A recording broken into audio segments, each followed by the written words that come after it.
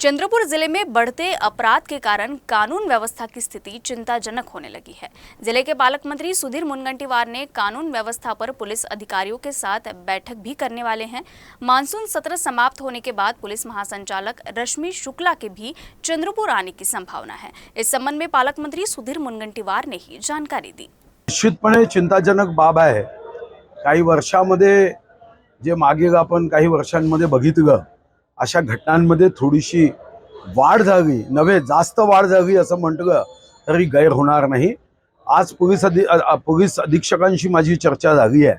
कडक कारवाई करणे, सीसीटीव्ही कॅमेरे लावणे, या संदर्भामध्ये गुप्त विभाग अजून जास्त कार्यक्षम करणे आणि अधिवेशन संपल्याबरोबर ताबडतोब सर्व ठाणेदारांची, पोलीस अधिकाऱ्यांची बैठक घेऊन मी स्वतः पोलीस महासंचालक रश्मिताई यांना निमंत्रित करणार आहे।